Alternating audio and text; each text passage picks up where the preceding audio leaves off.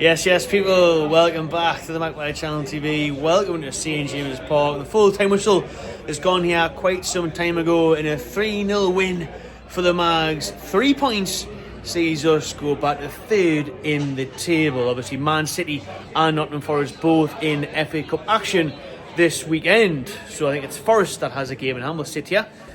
Nice little nice little seat in Fleet Street. There's Box. Shout out Fleet Street as always. You can check them out. Great pub in the Toon on Pudding Chair. We'll have pre-match talks with John Anderson and John Gibson. And it's just a class bar to have a pint in the Toon. Over here at St James's in the sunshine. Been a pretty nice day here on the eve of the end of the season. Now when you see the sun start to go over the stand there, the mill bin, the glass on the pitch, you just think, yeah, the weather's getting good. That means the season's ending. I wish the season actually went over in the summer. So when freezing horses off here in January. Let us know about that point in the comments. Is that a good idea or not? But then again, the fixture list in December and the festive, it's a good period, but you're always sitting here freezing. It'd be nice to actually enjoy some football in the summer with a t-shirt on. But then again, normally the World Cup, the Euros, not this year, nothing. But this year, hopefully, we'll be on our way back to securing European football. We know we do have Conference League guaranteed after our Carabao Cup trophy, but we know we want more than that. Well, we're on course to do that. The top 5 positions do secure Champions League this season. Newcastle currently sitting third after what was an absolutely mental game of football here at St James's Park. Honestly, it was berserk and the referee was diabolical.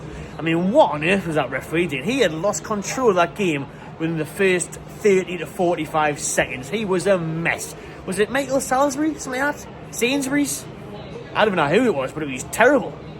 That referee, honestly, mate, shocking stuff. And I've seen replays now and clips of in elbows on Tonali in the first minute. That should have been a red card from a Ipswich player.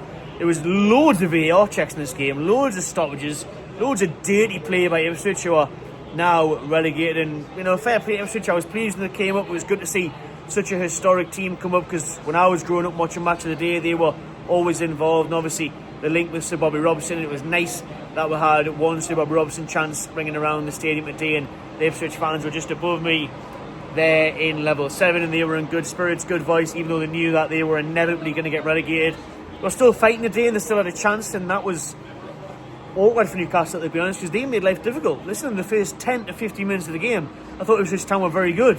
And I thought Liam Delap was showing exactly why everybody wants to sign this summer. The amount of people that came up with me the day, Fleet Street before the game, and in here saying, Matt, what do you think about it today? Delap, is he signing? We're going to see a signing of our striker to come.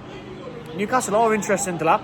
There has been talks. Eddie Howe really does want Liam Delap here at the club to be back to Alexander Isak and maybe even play alongside him and replace him in Champions League games and stuff. But Delap is going to take a lot of persuading, because Man U want him as their main man. Chelsea want him as their main man. So is he going to come here when he's got Isak in front of him? I think it'd be a hard deal to do, but the one I would love to see, because if Delap could learn off Isak, he's young, he's brilliant, £30 million release clause, and he was a monster in the first half an hour. He really was. He was difficult, he was hard to handle, he was getting control of things, and he's got no service here with Ipswich. He's got no real service. He doesn't have a great deal of chances. So yeah, he would be a real good player for Newcastle. But Ipswich started the game strong. I thought Newcastle struggled to really get anything going, anything momentum, and the referee didn't help. I don't think we played that well in the opening 15-20. But then we grew into the game, and the referee had decisions to make. It was 2 yellow cards on Hutchinson that saw him sent off. So they went down to 10 men, and sometimes that can actually make the game harder when the opposition is down to 10 men and they're kind of sitting a little bit. Ipswich are in a bit of a tussle there between, do we sit in or do we go for it? Because they needed to go for it to get the win. Otherwise we're going to get relegated. So it wasn't as open or as expansive, and I know it was 3-0 in the end, but a lot of people have been saying, it should have been 5 or 6 against 10 men, relegated Ipswich. It's not as easy as that, to be honest. I thought we played really well. I thought there was some standouts today from Tino Livramento again. I thought Bruno Guimaraes, our captain, was very good. Harvey Barnes was very good, but all the wasteful sometimes in the final third, or the odd chance or cross just wasn't really landing. I still thought it was very good. But the story today, and that's in the title, is William Asula. Asula unleashed. Asula getting his first Premier League goal, which was Newcastle's 3rd goal of today, and he deserves it. We've been seeing on these videos for months now. I said it last week, I said it after the Palace game, I've said it over and over again. Why is Wilson and Longstaff coming on instead of Asula and Maley? I think Howe and Tyndall have been watching and they've been listening. Because both of them came on the day. Wilson also came on, but Asula on the right wing, like he was at Birmingham City away in the Cup. You know, he's really good, Asula. I think it's a working project. There's definitely things to improve on. But the rawness of Asula, the authentic, you know, he's just authentic, raw, fresh, real. And, you know, it gives the crowd a big boost. It gives us a lift. It gives the atmosphere a bit of a push. He's a vibe in himself, and we know he's a exciting, charismatic personality, and he brings that to the pitch, and you see that.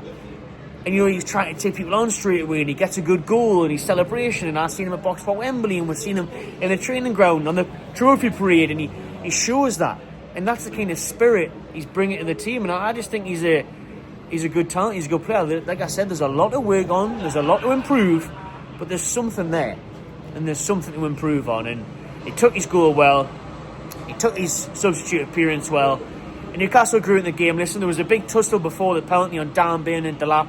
Not Dan Burn, yeah, it was Delap actually, and you know, there's a call for a pen there, there was a call for a pen here, there was a call for pen. There was loads of penalty shouts, loads of VAR decisions, and the referee was just abhorrent all of them. He was terrible, and he had to go down there to make the decision in that little box and try and finally decide if it was a penalty or not. And he did, finally, and Newcastle, Isak coolly slotted that away, 1-0. Isak did miss a really good chance earlier on as well, and he sliced his volley over the bar. Newcastle were dominating after 15-20, they were dominating but missing chances, sparing opportunities, wasting the final third pass. But then we're taking control of things, and it was great to get that first goal, because when you get the goal you think, right, we're going to go on and score 2, 3 or 4 here, which we did. And then that was it. But the referee stinker today, and he had no control, no authority over the game or the players or anything. Shambles. Had to go to VAR a few times. Newcastle at one point it was looking like, is it going to be one of those days where you're getting them cleared off the line? You're getting them cleared off the bar, hitting off the bar, going off of throw-ins and corners and blocks and deflections, and you think, my days, please let us have a breakthrough. Yeah, this must be coming soon. And it did.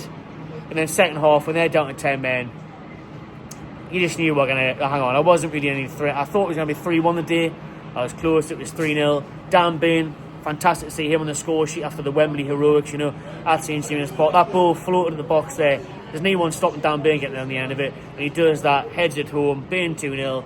And then Newcastle controlling things. I see the midfield's good. Tonali's energy as usual. Bruno on the ball. And then Asula to get that third goal. Asula unleashed. And will we see more of Asula? Let us know. And I tell you what was great to see, Sven Botman back today. Botman returning, he's actually playing right centre back to Dan Burn on his left, so it was tremendous to see the return of Sven Botman long before the end of the season. Still a few games to go, and it's crucial that Botman does retain his fitness, gets minutes in the tank throughout the last month or so of the season, and then has a big pre-season. Really good pre-season on the training ground, on the tour. All of that is vital for Sven Botman next year. And I mentioned Kieran Trippier as well, you know, 35 nearly. Tremendous once more at right back, you know, a quality performance from him. Eddie Howe, obviously amazing to see him return to the dugout today, even though he did take a bit of a back seat, quite literally. It was Tyndall that was on the touchline. Eddie Howe was more sitting in the bench, sitting in the dugout and stuff, taking an approach, more relaxed, which is good, which is what he needs after pneumonia. He needs to, you know, not go full pelt like usual. Tyndall actually gets a 1-game ban now, so Jason Tyndall, for his third yellow card, will, I think, miss the next game on the touchline, so he misses out. But all in all, a great day at the office for Newcastle. 3 points in the bag, third in the league, and we'll take ascendancy in this push for Champions League. So there we go. If you're at the game or you're watching anywhere in the world, let us know what your thoughts were on the win for the Toon. Thanks for watching. Subscribe to my channel TV and enjoy yourself.